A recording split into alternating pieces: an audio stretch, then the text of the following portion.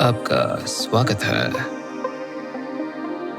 इस द्वार पे जहां वास्तविकता का अंत और मायावी संसार की शुरुआत होती है।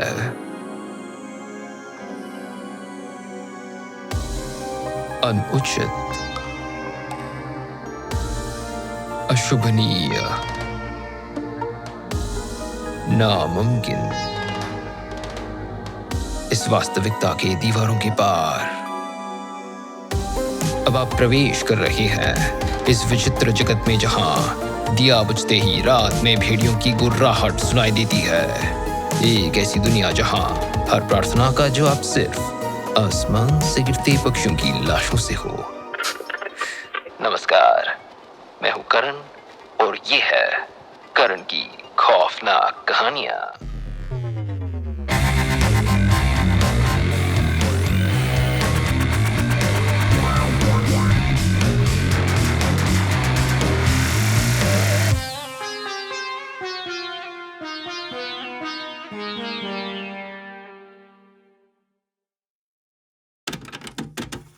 स्वागत है फिर से श्रोताओं करण की खौफनाक कहानियों के एक और एपिसोड में। तो आज हम पहुंच चुके हैं अपने आखिरी से बस एक पहले एपिसोड पे, और मुझे पूछना पड़ेगा, आपको इस शो का फॉर्मेट कैसा लगता है? आपको एक एपिसोड में कई कहानियां पसंद है या सिर्फ एक? मुझे दोनों का मिक्स पसंद है, पर आपको कुछ और लगता है तो मुझे कमेंट्स पे जरूर बताइएगा, या फिर मुझे खुद ही एक पोल कर लेनी चाहिए। आपके एक्सपीरियंस को बेहतर बनाने के लिए सिर के उंगली काटने को भी तैयार हूं। आज के एपिसोड की थीम की बात करें तो पिछले एपिसोड के बारे में सोचकर मुझे लगा कि मैं भारत के हर कोने कोने से आपके लिए डरावनी और भूता कहानियां लेकर आता हूं। तो क्यों ना इस बार उससे आगे जाएं। इस बार मैं आपके लिए दुनिया भर से कहानियां लेकर आया हूं। पता है मैं क्या सोच रहा था? मैं सोच रहा था कि हमें हर सीजन में ऐसा एक इंटरनेशनल थीम का एपिसोड रखना चाहिए। ये दुष्ट, गिरी हुई, भयानक, सच में डरावनी कहानियां इतनी तरह तरह की होती है ना, हम सोच भी नहीं सकते। और समुंदरों और सरहदों के परे ये कहानियां हमारे सामने खुद आ जाएंगी अगर हम इन्हें ढूंढे। और ढूंढा मैंने आपके लिए आज रात 2 कहानियां लेकर आया हूं। हमारी पहली कहानी ज्यादा दूर से नहीं बल्कि हमारे पड़ोस की धरती से है, ग्रेट वॉल के परे की धरती, चाइना से। ये एक भयानक पुरानी कहानी है और पहली बार इस माध्यम के जरिए इस कहानी का अनुभव करेंगे। प्यार, समर्पण, हवास और हैवानियत की कहानी। इसका ओरिजिनल टाइटल हुआ भी है और इसे चाइनीज लेखक पू सोंगलिंग ने बरसों पहले सन 1740 में लिखा था। और अब मैं करण निष्ठजीवा की मदद से आपके लिए लेकर आया हूं छलावा। ताइवान में वोंग नाम का एक आदमी रहता था। एक सुबह जब वो बाहर चल रहा था तब उसने एक जवान लड़की को देखा जो एक गठरी उठाए फटाफट चली जा रही थी। गठरी के भार से उससे चलने में कुछ मुश्किल सी हो रही थी और इसलिए वोंग ने अपनी चाल तेज की और उसके पास पहुंच गया। सामने से देखकर वोंग को पता चला कि वो तकरीबन 16 साल की एक बहुत खूबसूरत लड़की थी। उसके रूप से मंत्रमुग्ध होकर उसने ये जानने की कोशिश की कि वो इतनी सुबह अकेले अकेले आखिर कहाँ जा रही थी। आपकी जैसा एक यात्री मेरी परेशानी दूर नहीं कर सकता, फिर भला पूछकर खुद को तकलीफ क्यों देना? क्या परेशानी है तुम्हें? मैं तुम्हारे लिए कुछ भी कर सकता हूँ। मेरे माता पिता को पैसों से बहुत प्यार था और उन्होंने मुझे एक अमीर परिवार को बेच दिया, एक उपस्त्री के रूप में। उस घर की मालकिन मुझसे बहुत जलती थी और हर रोज़ सुबह शाम मुझे पीटती थी। ये सब मेरे बर्दाश्त से परे था और इसलिए मैं वहाँ से भाग गई। वोंग ने उससे पूछा कि वो कहाँ जा रही थी, जिसके जवाब में उसने कहा कि एक भागते हुए इंसान का ना कोई पता ठिकाना और घर नहीं होता। इस पर वोंग ने उससे कहा, तुम मेरे घर चलो, मेरे घर यहाँ से ज़्यादा दूर नहीं है, चलोगी? वो खुशी खुशी मान गई और वोंग ने उससे उसकी गठरी ले ली। फिर दोनों वोंग के घर की ओर चल पड़े। वहां पहुंचकर और किसी को न देख उसने पूछा कि वोंग के परिवार वाले कहाँ हैं। इस पर वोंग ने उससे जवाब दिया कि वो तो अभी घर के पुस्तकालय में है, जहाँ कोई नहीं। यह घर तो बहुत सुंदर है, मगर अगर आप मेरी मदद करना चाहते हैं और मेरी जान बचाना चाहते हैं तो आप कृपया किसी से ना कहें कि मैं यहाँ हूँ। वोंग ने वादा किया कि वो किसी को भी नहीं बताएगा और इस तरह वो लड़की कुछ दिन वहां रही।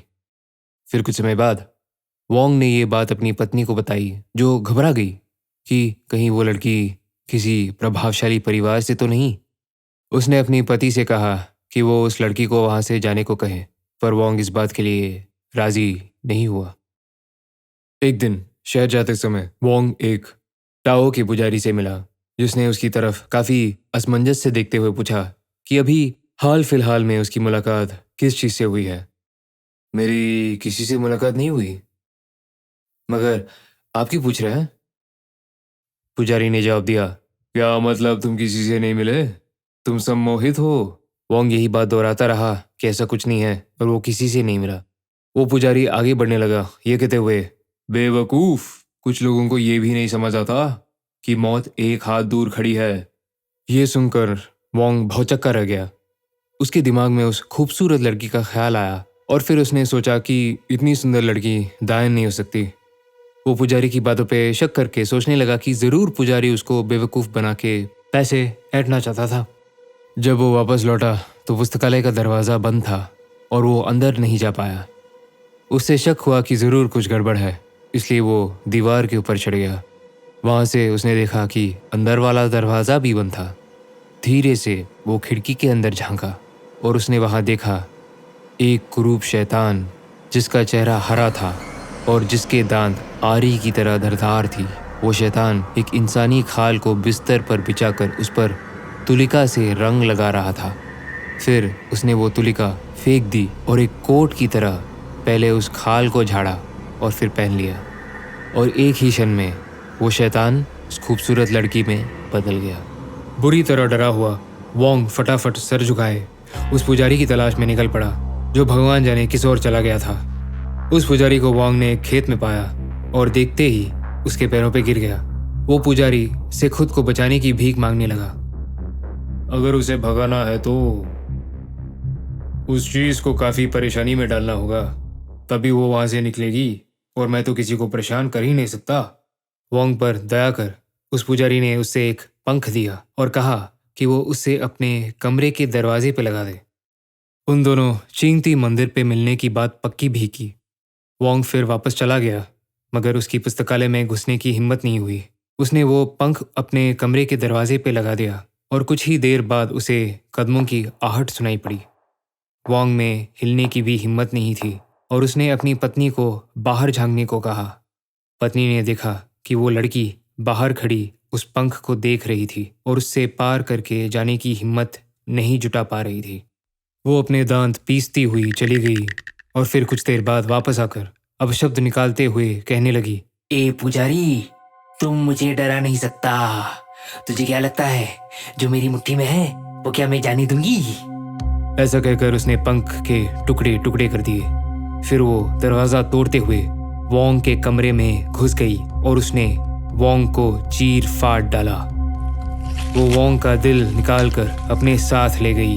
वोंग की पत्नी की जोरों की चीख सुनकर घर के नौकर भागते हुए आए, पर तब तक वोंग की मौत हो चुकी थी, एक बहुत ही क्रूर तरीके से। वोंग की पत्नी, जो बहुत ही बुरी तरह से डरी हुई थी, वो ठीक से रो भी नहीं पा रही थी, क्योंकि उससे डर लग रहा था कि उसके रोने की आवाज़ से वो शैतानी ताकत कहीं कुछ और ना कर दे। अगले दिन उसने वोंग के भाई को उस पुजारी से मिलने भेजा। बहुत गुस्से में पुजारी ने कहा, क्या इसी वजह से मैंने तुम्हारे लिए दया दिखाई, तुम जैसी शैतान के लिए? वो दोनों वोंग के घर आए, जहाँ से वो लड़की किसी को भी बिना बताए कहीं गायब हो चुकी थी।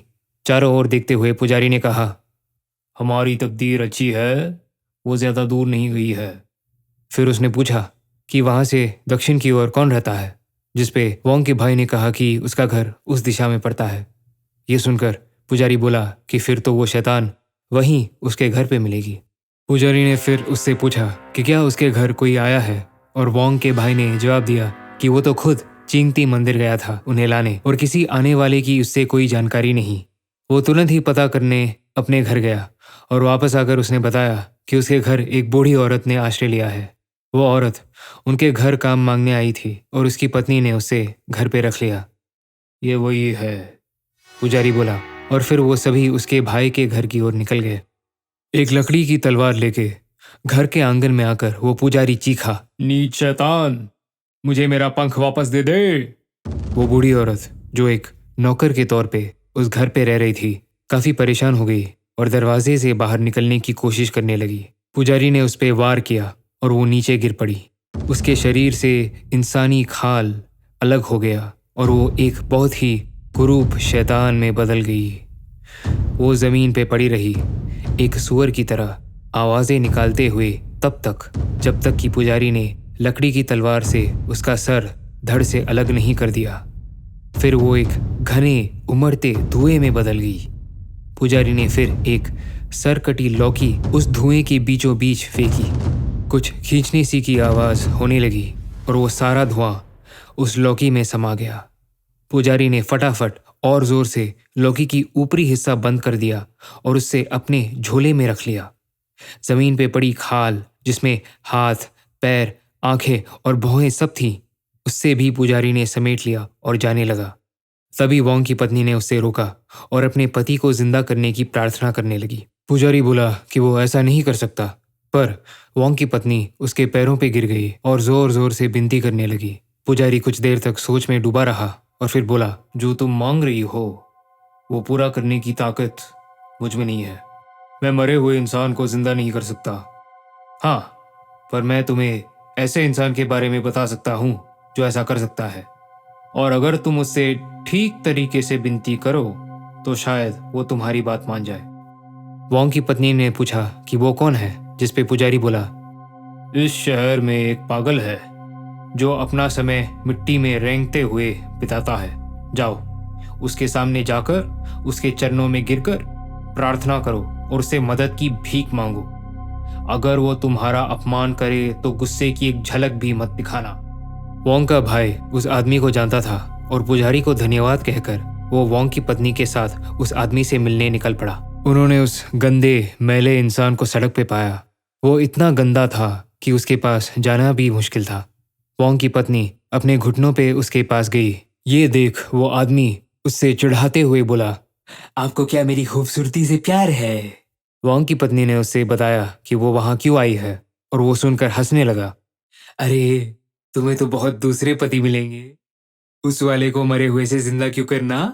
वोंग की पत्नी लगातार उससे मदद मांगती रही, जिसपे वो बोला, बड़ी अजीब बात है, लोग मुझसे अपने मरे हुए परिजनों को जिंदा करने ऐसे कहते हैं जैसे मैं नरक का राजा हूँ। ये कहकर वो वोंग की पत्नी को अपने डंडे से पीटने लगा। वो चुपचाप मार खाती रही और देखते ही देखते वहां भीड़ इकट्ठी हो गई। फिर उसने एक बहुत घिनौनी गोली निकाली और वोंग की पत्नी से कहा कि उससे ये खानी ही पड़ेगी। वो रो पड़ी और कहने लगी कि ये उससे नहीं हो पाएगा। फिर कुछ देर बाद उसने किसी तरह वो गोली निगल ली। उसके ऐसा करते ही वो आदमी चीखते हुए बोला, कहो अच्छा लगा? ऐसा कहकर वो वहां से चला गया। वोंग की पत्नी को उसके हाल पर छोड़कर लोगों ने जोर जोर से विनती करते हुए उसका पीछा किया और एक मंदिर तक पहुंच गए, पर वो गायब हो गया था। उससे ढूंढने की सारी कोशिशें नाकाम हो गई थी। गुस्से और शर्म से लाल वोंग की पत्नी वापस अपने घर चली गई। उससे अपने पति को खोने का और जो भी हुआ था उसका बहुत दुख था और वो बस मर जाना चाहती थी।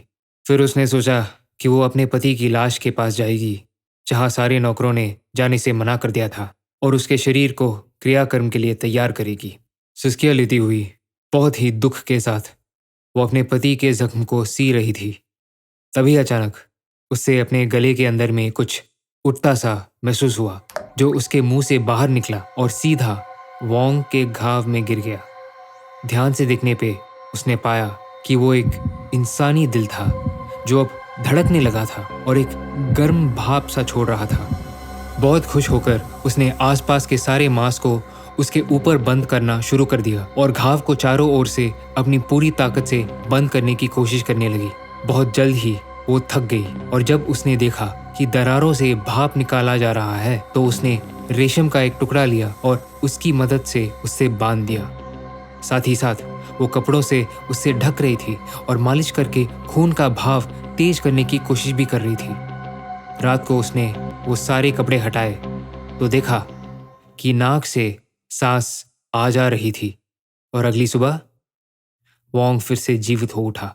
वो कुछ परेशान सा था, जैसे किसी लंबे सपने से अचानक जाग गया हो और दिल में दर्द सा महसूस कर रहा था। सीने पे जहां उसे घाव हुआ था वहां एक बड़ा सा निशान पड़ गया जो जल्द ही खुद ब खुद गायब हो गया।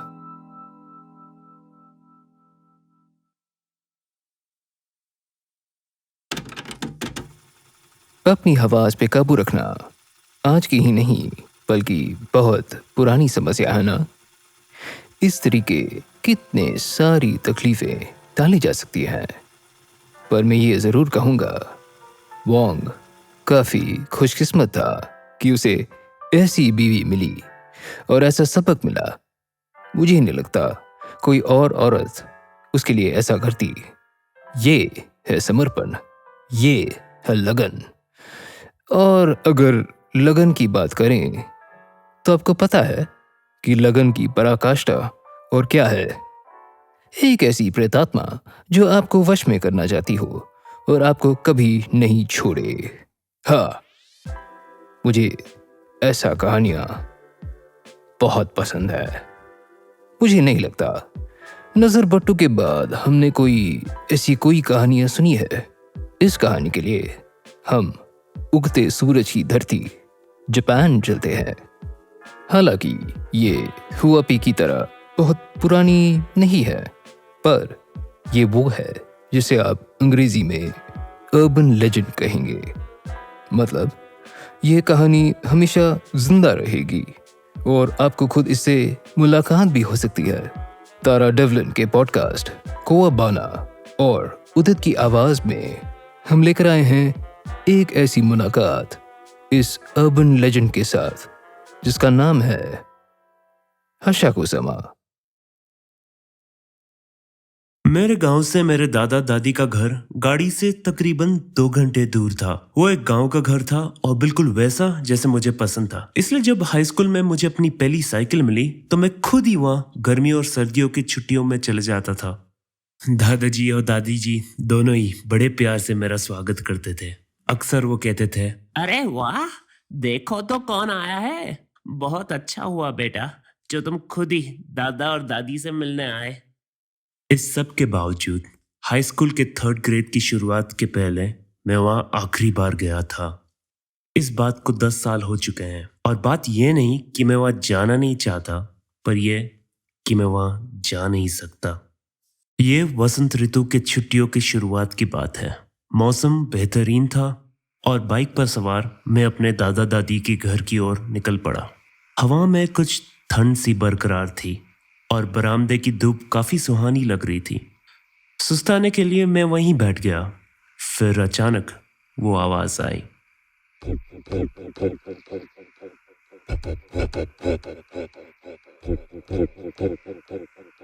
मुझे ये आवाज बड़ी अजीब सी लगी। यूं लगा कि वो किसी मशीन से नहीं, अलबत्ता किसी इंसान से आ रही है। दिलचस्प की बात यह थी कि वो आधी असामान्य और आधी परिचित सी मालूम पड़ रही थी। मेरे मन में एक कौतूहल सा जागा, आखिर ये है क्या? मैं इस सोच में डूबा ही था जब मैंने बगीचे की झाड़ियों के ऊपर एक टोपी देखी। कोई ऐसी वजह तो नहीं थी कि वो टोपी वहां पर रखी गई हो। तभी वो टोपी आगे की ओर बढ़ने लगी और जैसे ही वो झाड़ियों के बीच के अंतराल पे पहुंची, मैंने एक औरत को देखा। उस औरत ने वो टोपी और एक सफेद पोशाक पहन रखी थी। उस झाड़ की लंबाई 2 मीटर रही होगी। मैं ये सोचकर हैरान रह गया कि अगर उस औरत की टोपी झाड़ के ऊपर से दिख रही है तो उसकी लंबाई आखिर क्या होगी? यहाँ मैं सदमे में था और वहां वो आगे की ओर बढ़ती रही। कुछ ही लम्हों में वो मेरी नजरों से उजाल हो गई। उसकी टोपी भी गायब हो गई थी। ठीक उसी वक्त वो पो पो पो आवाज भी आनी बंद हो गई। उस वक्त मैंने इसके बारे में ज्यादा नहीं सोचा, सिवाय इसके कि शायद वहां एक बहुत ही लंबी औरत ऊंची एड़ी वाले जूते पहनकर घूम रही थी, या ये कि शायद एक लंबा आदमी एक औरत की तरह कपड़े और ऊंचे जूते पहने वहां गुजर रहा था। कुछ देर बाद चाय की चुस्कियों पे मैंने दादा दादी को ये किस्सा सुनाया। मैंने अभी अभी एक बहुत ही बड़ी औरत देखी, या शायद क्या पता वो एक आदमी हो जिसने औरत के कपड़े पहने हो। अच्छा, उनका जवाब आया।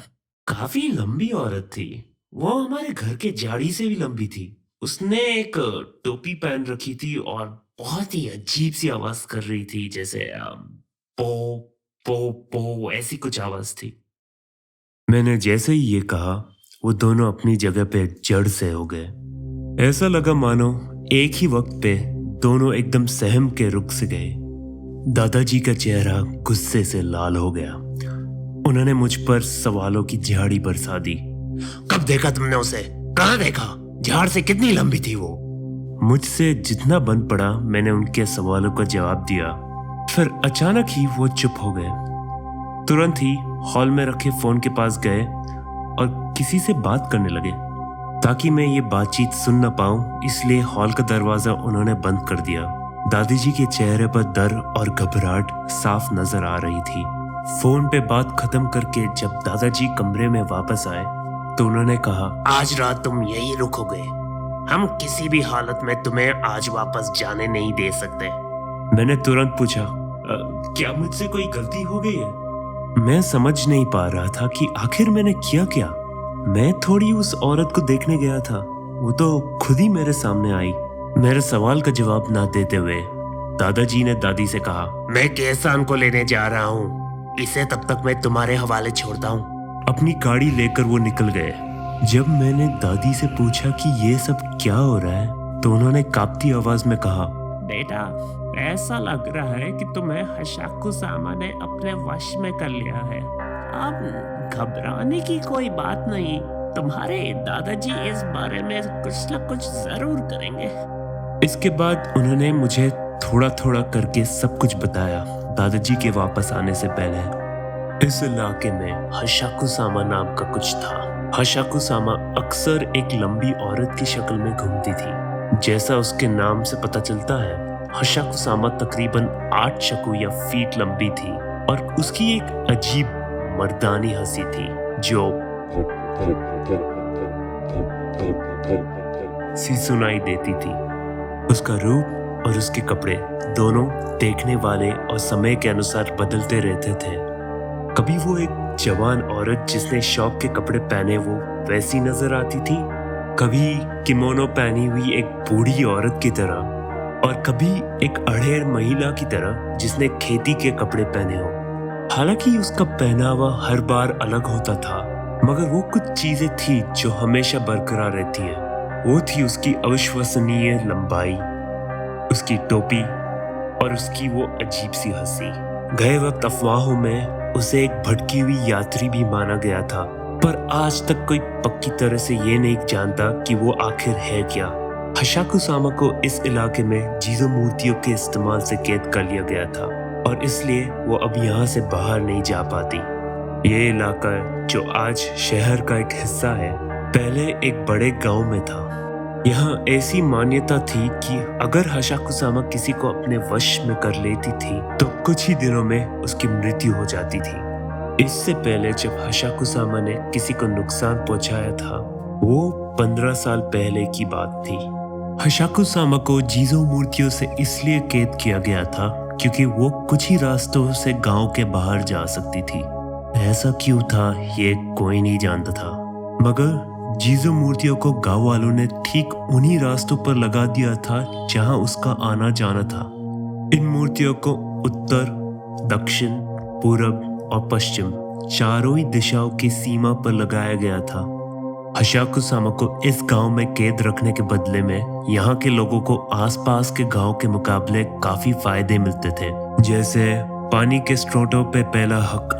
हशाकुसामा कुछ 10 साल में एक बार आती थी लोगों को परेशान करने, और गांव वालों के लिए ये काफी फायदे का सौदा था। इतना सब सुनकर भी मेरा दिमाग यही कह रहा था कि ये सब सच नहीं हो सकता, बिल्कुल भी नहीं। कुछ ही देर में दादाजी लौट आए, एक बूढ़ी औरत के साथ। ये तुमने खुद को अच्छा फंसा लिया, अब ये लो। कहते हुए उस बूढ़ी औरत ने मुझे एक ताबीज थमा दी। फिर वो दादाजी के साथ ऊपर चले गई। दादाजी वही मेरे साथ रुकी हुई थी। जब मैं गुसल खाने जाने को उठा तब भी मेरी दादी मेरे साथ हो ली, और उन्होंने मुझे दरवाजे को पूरी तरह से बंद करने भी नहीं दिया। उस वक्त मुझे पहली बार यह एहसास हुआ, शायद यहाँ वाकई में कुछ बहुत खतरनाक हो रहा है। कुछ देर बाद उन्होंने मुझे दूसरी मंजिल पे बुलाया और वहां एक कमरे में रख दिया। उस कमरे की खिड़कियां अखबारों और ताबीजों से पूरी तरह ढकी हुई थी, और उसके चारों कोनों में नमक के ढेर पड़े हुए थे। एक छोटा लकड़ी का डब्बा भी था, जिसे वेदी तो बिल्कुल नहीं कहा जा सकता था। उस पे एक बुद्ध देव की छोटी प्रतिमा रखी हुई थी। वहां 2 बेड पैन भी रखे थे जो पता नहीं कहां से आए थे। पर तुरंत मेरे मन में एक सवाल आया, क्या मुझे इनका इस्तेमाल करना होगा? फिर दादाजी ने गंभीरता से कहा, ध्यान से सुनो, सूर्यास्त होने ही वाला है। तुम इस कमरे को कल सुबह तक छोड़कर नहीं जा सकते। ना ही मैं और ना ही तुम्हारी दादी तुम्हें बुलाएंगे या तुमसे बात करने की कोशिश करेंगे, ठीक है? चाहे कुछ भी हो जाए, तुम्हें कल सुबह 7 बजे तक ये कमरा छोड़कर नहीं जाना है। 7 बजे तुम खुद से ही बाहर आ सकते हो। मैं तुम्हारे माता पिता को फोन करके बता दूंगा सब कुछ। समझौते में सिर हिलाने के अलावा मैं कुछ भी नहीं कर सका। अब केसान की बारी थी। उसने कहा, ध्यान रहे, जैसा कहा गया है अब बिल्कुल वैसा ही करना। इस ताबीज को भी अपने नजदीक ही रखना। अगर कुछ हो तो बुद्ध के पास जाकर प्रार्थना करना, ठीक है? उन्होंने कहा कि मैं टीवी देख सकता हूँ, और मैंने टीवी ऑन कर लिया। मेरी आंखों के आगे टीवी चल रहा था, मगर मेरा दिमाग कहीं और था। मैं टीवी पे अपना ध्यान केंद्रित नहीं कर पा रहा था। उस कमरे में कैद ना मेरा ओनिगिरी खाने का मन कर रहा था, और ना ही वो सारी चीजें जो मेरी दादी ने खास मेरे लिए बनाई थी। मैं बस वहां बिस्तर पर लेट गया, डरा, सहमा और कपकपाता हुआ। जाने कब मेरी आंख लग गई, पर जब मेरी नींद टूटी तो कुछ ठीक से याद नहीं, पर टीवी पे कोई देर रात वाला कार्यक्रम चल रहा था। जब मैंने अपनी घड़ी की ओर देखा तो रात के 1 बज चुके थे। ये उन दिनों की बात है जब मेरे पास मोबाइल फोन नहीं हुआ करता था। मैं सोच ही रहा था कि छी, नींद टूटने का क्या घटिया वक्त है ये, जब मैंने खिड़की के कांच पे ठकठकाने की आहट सुनी। वो ऐसी आवाज नहीं थी जो एक छोटे पत्थर के टकराने से आती है, नहीं, वो उंगलियों से की गई ठकठकाहट की आवाज थी। मैं समझ नहीं पा रहा था कि क्या हवा ऐसी आवाज कर सकती है, या फिर सच में बाहर कोई इंसान था जो ये ठकठकाने वाली आवाज कर रहा था। मैंने अपनी पूरी ताकत से ये विश्वास करने की कोशिश की, ये जरूर हवा का ही काम है। फिर मैंने अपने दादाजी की आवाज सुनी, बेटा तुम ठीक तो हो ना? देखो, खुद को ज्यादा परेशान करने की जरूरत नहीं है। अगर तुम्हें डर लग रहा है तो बाहर आ जाना, ठीक है? बिना सोचे समझे मैं दरवाजे की ओर चल पड़ा, और जब अचानक ही मुझे मेरे दादाजी की पहली कही हुई बात याद आई। क्या हुआ बेटा? तुम बाहर आ सकते हो अगर तुम चाहो। वो आवाज बिल्कुल मेरे दादाजी की तरह थी, पर वो मेरे दादाजी नहीं थे। मुझे नहीं पता कैसे, पर मैं ये जानता था, और जैसे ही मुझे ये एहसास हुआ मेरे रोंगटे खड़े हो गए। मैंने कमरे में पड़े नमक की एक ढेर की ओर देखा कि उसका ऊपरी हिस्सा एकदम काला पड़ गया था। मैं तेजी से बुद्ध की प्रतिमा की ओर भागा और उसके सामने बैठ गया। ताबीज को जोर से मैं अपनी मुट्ठी में जकड़कर मैंने पूरी दिल से बुद्ध की प्रार्थना शुरू करी और कहने लगा, कृपया मेरी मदद करो, कृपया मेरी मदद करो, कृपया मेरी मदद करो।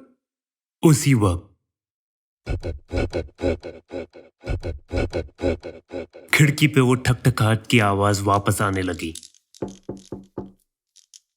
मैं जानता था कि वो इतनी लंबी नहीं, मगर मैं खुद को ये सोचने से रोक नहीं पा रहा था कि वही खिड़की पे आकर ठकठका रही थी। मैं बुद्ध की प्रतिमा के सामने प्रार्थना करने के अलावा कुछ नहीं कर सकता था। ऐसा लग रहा था कि वो रात खत्म होने का नाम ही नहीं ले रही। मगर फिर सुबह हुई। टीवी जो सारी रात चल रहा था उस पे सुबह के समाचार आने लगे। टीवी पे उस वक्त 7:13 का समय दिख रहा था। मुझे पता नहीं चला था, मगर खिड़की पे वो हो रही खटखटाहट और बाहर से आती हुई आवाज दोनों ही बंद हो चुके थे। ऐसा लग रहा था या तो मैं सो गया था या बेहोश हो गया था। नमक के ढेर और भी काले पड़ गए थे। सावधानी बरतते हुए मैंने अपनी घड़ी की ओर देखा और उस पे भी तकरीबन वही वक्त दिख रहा था। मैंने बेचैनी के साथ दरवाजा खोला और बाहर दादी और केसान परेशान से खड़े थे। मुझे देखते ही मेरी दादी रो पड़ी।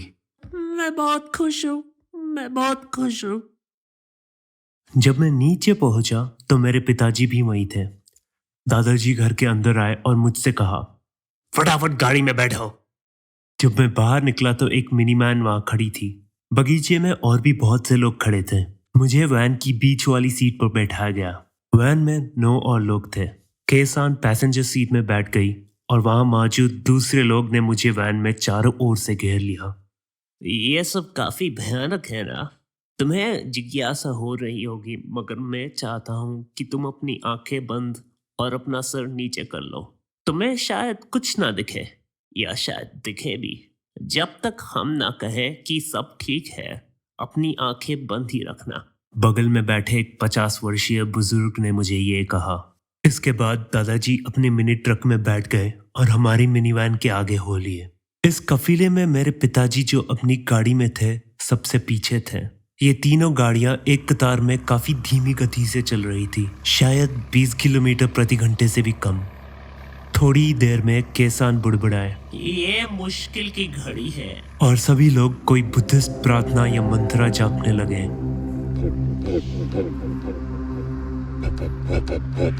मैंने फिर वो आवाज सुनी। मैंने ताबीज को जोर से पकड़ लिया और आंखें बंद करके अपना सिर झुका लिया, ठीक वैसे जैसे मुझे कहा गया था। पता नहीं क्यों मैंने बस जरा सा अपनी आंखों को खोला और बाहर की ओर देखा। मैंने एक सफेद पोशाक देखी जो हमारी गाड़ी के साथ साथ ही चल रही थी। क्या वो सच में इतनी तेजी के साथ हमारी गाड़ी का पीछा कर रही थी? उसका सर खिड़की के बाहर था, इसलिए मैं वो देख नहीं पा रहा था, पर वो लगातार अपना सर ऊपर और नीचे कर रही थी, मानो गाड़ी के अंदर देखने की कोशिश में। अनजाने में मेरे मुंह से एक ही की आवाज निकली और तब मेरे बगल में बैठे हुए आदमी ने मुझे तेज आवाज में कहा, मत देखो। डर के मारे मैंने जोर से अपनी आंखें बंद कर ली और तभी इसको और भी जोरों से अपनी मुट्ठी में दबा लिया। और तभी गाड़ी की खिड़की पर एक ठकठकाने वाली आवाज आने लगी।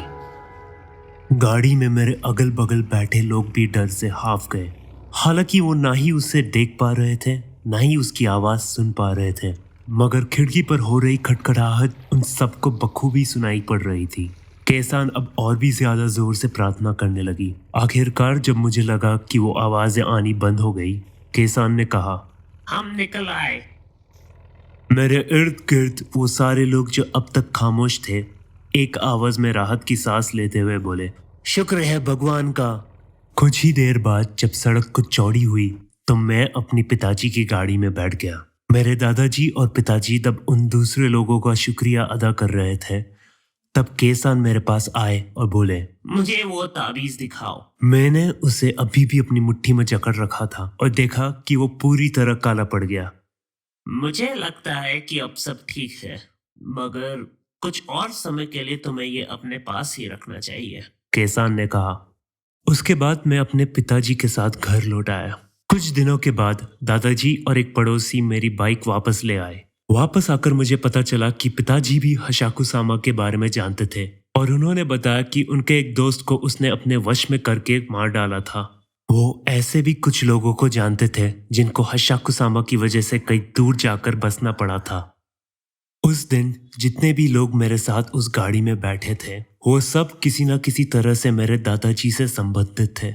इस तरह उन सब से मेरा एक न एक तरीके से खून का रिश्ता था। गाड़ियों के काफिले में सबसे आगे बैठे मेरे दादाजी और सबसे पीछे मेरे पिताजी तो मेरे सगे संबंधी थे, पर उनके अलावा ये सारे लोग भी इसलिए साथ थे क्योंकि हशाकुसामा को भ्रमित करना था। मेरे पिताजी के भाई, मेरे सभी चाचा जो इतनी जल्दी वहां पहुंच नहीं सके, उन्होंने सारी ताकत लगा दी उन लोगों को इकट्ठा करने में जिससे किसी न किसी तरह मेरी खून की रिश्तेदारी हो। चूंकि इतने सारे लोगों को इतनी जल्दी इकट्ठा करना बहुत ही मुश्किल था और रात को निकलना खतरे से खाली नहीं था, इसलिए उस पूरी रात के लिए मुझे उस कमरे में कैद कर दिया गया था। उस दिन दादाजी और पिताजी दोनों ने ठान लिया था कि जरूरत पड़ी तो वो अपने जान देकर मुझे बचा लेंगे।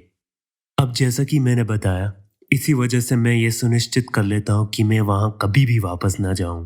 वापस अपने घर आकर मैंने अपने दादाजी से फोन पर पूछा कि क्या उस रात वो मुझे आवाज दे रहे थे। उन्होंने कहा कि उस रात उनकी मुझसे कोई बात नहीं हुई थी। इसका मतलब वो, उस लम्हे को याद करके मेरी रूह कांप गई। हशाकुसामा किशोर अवस्था के लोगों को अपना शिकार बनाती थी जो अभी तक जवान या बड़े नहीं हुए थे, और कई बच्चों ने भी उसे देखा था। जब किशोर या बच्चे काफी विचलित महसूस कर रहे होते हैं और ऐसे समय में जब वो अपनी किसी परिजान की आवाज सुनते हैं तो वो सतर्कता नहीं बरतते। इस बात को 10 साल हो गए हैं और मैं ये सब भूलने ही वाला था जब अचानक कुछ भयानक हुआ। बेटा, जो 4 मूर्तियां हशाकुसामा को गांव में कैद रखती है उनमें से एक टूट चुकी है।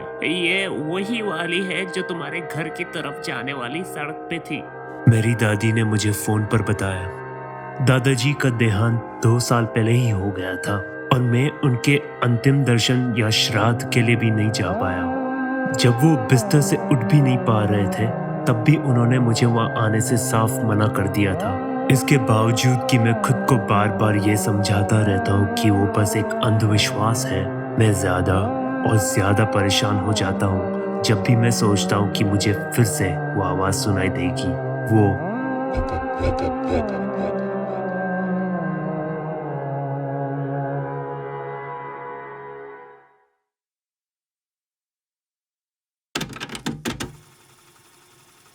उफ, ये वाली डरावनी थी।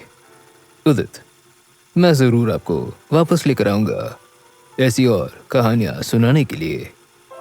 हो सकता है जापान की ऐसी और अर्बन लेजेंड्स के लिए।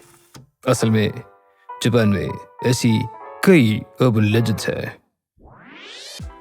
कुचिसाके Onna, the red room curse, Tomino's hell, Kisaragi station, ऐसी ही कुछ कहानियां हैं।